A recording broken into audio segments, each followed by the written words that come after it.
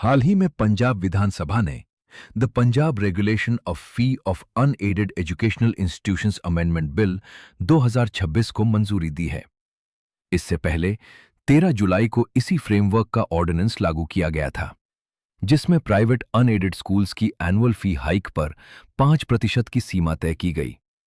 यानी कोई स्कूल सामान्य स्थिति में एक एकेडमिक ईयर में टोटल फी और मैंडेटरी चार्जेस को 5% से ज्यादा नहीं बढ़ा सकेगा। 5% से अधिक हाइक के लिए रेगुलेटरी अथॉरिटी की प्रायर अप्रूवल जरूरी होगी। ये बदलाव पंजाब के हजारों प्राइवेट स्कूल्स और लाखों स्टूडेंट्स के पेरेंट्स के लिए महत्वपूर्ण है, क्योंकि सरकार का फोकस आर्बिट्ररी फी हाइक्स और हिडन चार्जेस पर रोक लगाना है।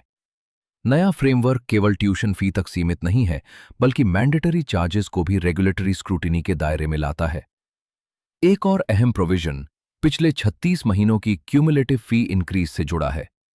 अगर किसी इंस्टीट्यूशन ने इस अवधि में तय सीमा से अधिक फी कलेक्ट की है, तो एक्सेस अमाउंट की रिफंड व्यवस्था लागू हो सकती है।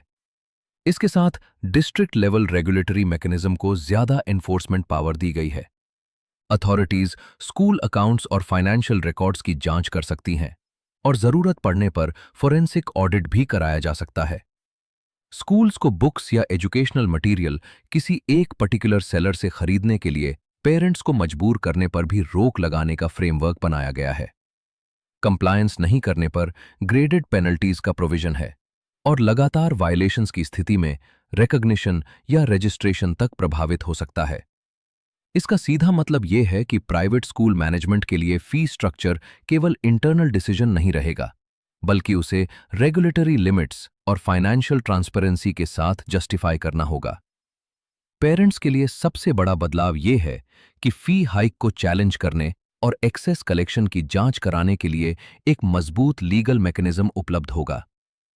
कुल मिलाकर पंजाब का नया फी रेगुलेशन फ्रेमवर्क प्राइवेट एजुकेशन में ट्रांसपेरेंसी बढ़ाने, आर्बिट्ररी चार्जेस रोकने और स्कूल ऑटोनॉमी तथा पेरेंट प्रोटेक्शन के बीच बैलेंस बनाने की कोशिश है।